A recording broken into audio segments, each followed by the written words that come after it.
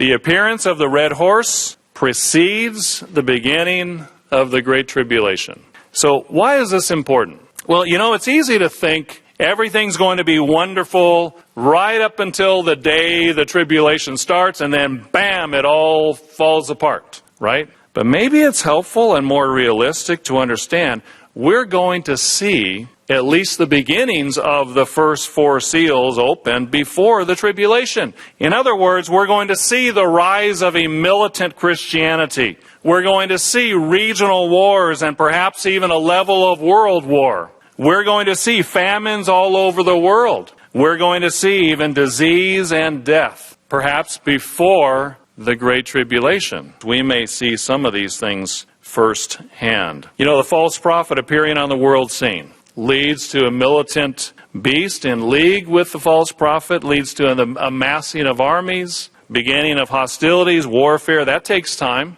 The result of warfare is destruction of crops, of farmland, of cities, populations being displaced, massive refugee migrations and camps, shortage of food, famines. That leads to disease epidemics. This doesn't happen in a day or two. It takes time. The point is, it does mean we're going to need to be patient and faithful all the way to the end. Matthew 24:13 says, "He who endures to the end shall be saved." We have to endure. We're going to see some difficult times. And all too often in the Western world, we're annoyed if we can't get Wi-Fi, or if we can't get our favorite kind of coffee, the latest iPhone. If we're so preoccupied with our own success or our distractions, we may not be as close to God as we need to be. But we don't have to worry about tomorrow if we're willing to give our lives to Him today. Even as we enter the times leading up to the Great Tribulation, God is watching for those whom He can bless, who He wants to bless, who are doing the work, who are enduring to the end,